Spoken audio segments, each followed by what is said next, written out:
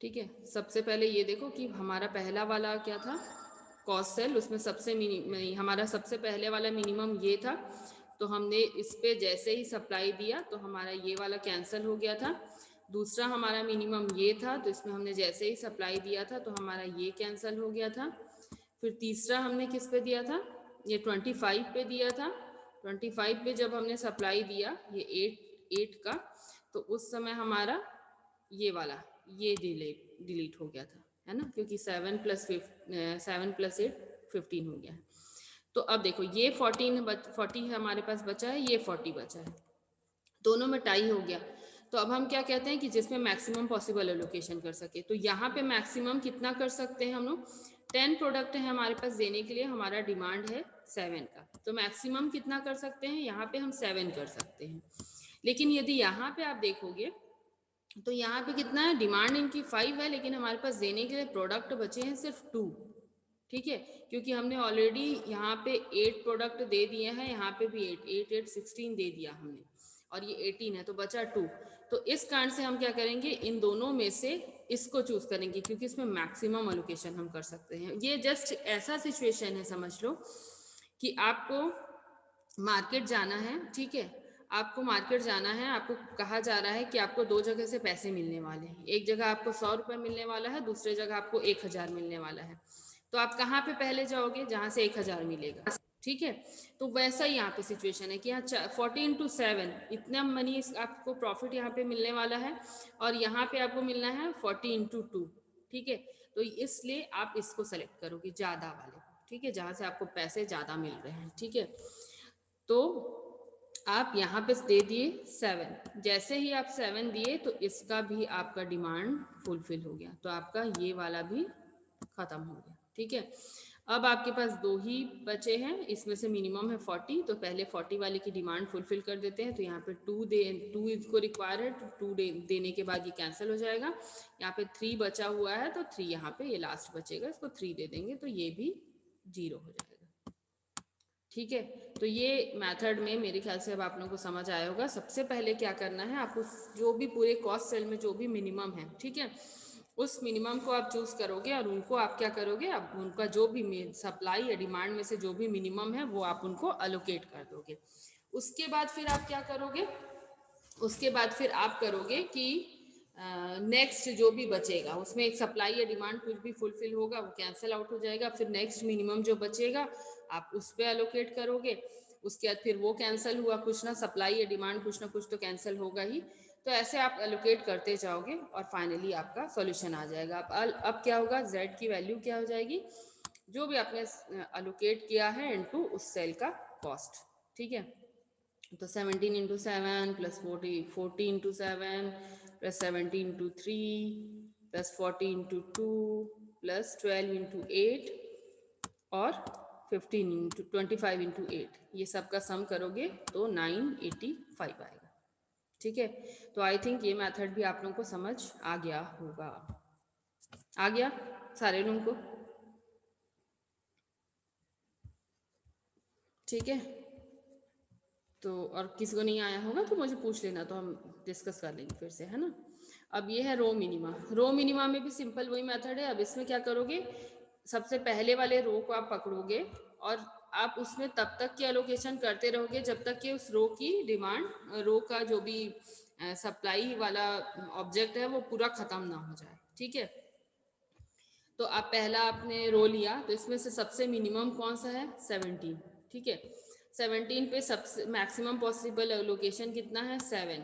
तो जैसे ही आप 7 एलोकेट करते हो तब ये वाला रो का जो भी कैपेसिटी है वो एंड हो जाता है, तो आप कैंसिल आउट कर दोगे। अब उसके बाद फिर क्या करोगे, आप नेक्स्ट रो में मूव करोगे। नेक्स्ट रो में सबसे मिनिमम कौन सा है, 35। 35 पे मैक्सिमम कितना लोकेशन दे सकते हो आप, 8 दे सकते हो, क्योंकि यहाँ पे आपके पास 10 प्रोडक्ट हैं और 8 का डिमांड है आपका। 8 प्रोडक्ट जैसे ही देते हो तो अब आपके पास यहाँ पे बच जाता है 2, ठीक है, और ये वाला आपका कैंसल हो जाएगा। अब उसके बाद इसी रो में मिनिमम कौन सा है, 40। 40 को कितने प्रोडक्ट हम दे सकते हैं, 2, क्योंकि सिर्फ हमारे पास 2 ही बचा हुआ है। और जब 2 दोगे तब फिर क्या होगा, ये आपका कैंसिल हो जाएगा, क्योंकि अब यहाँ हो गया 0। फिर आप क्या करोगे, थर्ड वाले रो पे जाओगे। थर्ड वाले रो पे सबसे मिनिमम कौन सा है, ये 12 है, लेकिन वो तो कैंसिल आउट हो चुका है क्योंकि उस कॉलम की डिमांड फुलफिल हो चुकी है। तो अब आप क्या करोगे, उसके बाद नेक्स्ट मिनिमम कौन सा है, 25। 25 में कितने प्रोडक्ट हम दे सकते हैं, 15 उनकी रिक्वायरमेंट थी जिसमें से 7 हम दे चुके हैं, तो अब 8 उनकी रिक्वायरमेंट बची हुई है और देने के लिए हमारे पास प्रोडक्ट है 18। तो 18 में से 8 चला जाएगा तो इस कॉलम की भी डिमांड फुलफिल हो गई। अब आपके पास मिनिमम कौन सा बचा, 40। 40 में को कितना हम दे सकते हैं, मैक्सिमम 10 प्रोडक्ट है हमारे पास देने के लिए, उनकी डिमांड है 5, तो हम 5 देंगे। जैसे ही 5 देंगे ये भी कॉलम कैंसिल हो जाएगा। और उसके बाद फिर क्या है, अब आपके पास सिर्फ 5 प्रोडक्ट बचे, अब आपके पास एक ही कॉस्ट सेल बचा, उनको आप 5 प्रोडक्ट दोगे तो ये भी आपका कैंसिल हो जाएगा। सॉरी, लाइन सीधी नहीं। तो इस तरह से आपके सारे डिमांड और सारे सप्लाई फुलफिल हो गए हैं। फिर अगेन आप वैसे ही जैसे हम अभी तक के कॉस्ट सेल कैलकुलेट कर रहे थे, this product into cost sale, number of product into cost of the per unit product, और फिर ये आपका इस तरह से आप जब मल्टीप्लाई करोगे तो आपका आंसर आ गया 1179। ठीक है, तो ये मेरे ख्याल से ये समझ आ गया होगा आप लोगों को। और इसके बाद फिर हमारा है कॉलम मिनिमा। कॉलम मिनिमा में सेम जैसे अभी हमने रो के साथ किया, सेम वैसी कॉलम के साथ करेंगे। किसी भी कॉलम को तब तक के हम नेक्स्ट कॉलम में नहीं मूव करेंगे जब तक कि इस कॉलम की डिमांड फुलफिल नहीं हो जाती। ठीक है, तो यहाँ पे जब आप देखोगे, यहाँ पे जब आप देखोगे तो एक मिनट, यहाँ पे आप देखोगे तो फिर क्या होगा, यहाँ पे आपका सबसे मिनिमम इन सब में कौन सा है, 20। तो 20 में आप कितना दे सकते हो, मैक्सिमम अलोकेशन कितना कर सकते हो, 5 कर सकते हो क्योंकि 5 की डिमांड है और 7 प्रोडक्ट है आपको देने के लिए। तो जैसे ही वहाँ 5 अलोकेट करते हो तो आपका ये 0 हो जाएगा। जैसे ये कॉलम 0 होगा आप मूव करोगे नेक्स्ट कॉलम पे।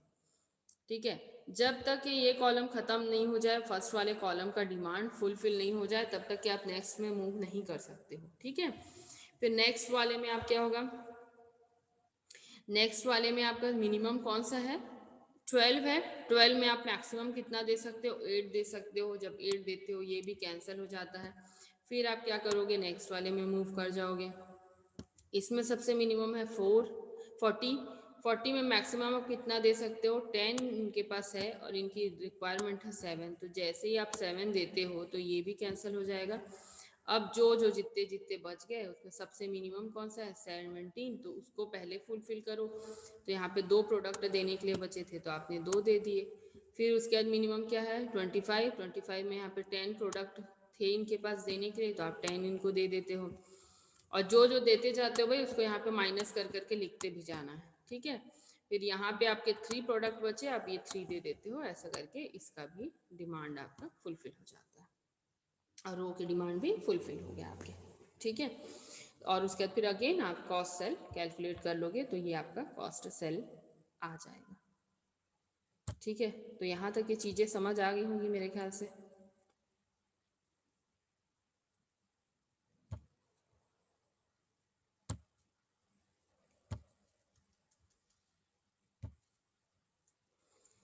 अब देखो वोगल्स अप्रॉक्सीमेशन मेथड बचा है।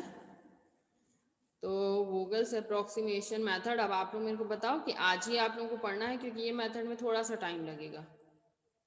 तो आज ही पढ़ना है कि ये कल पढ़ना है, जैसा आप लोग बोलो।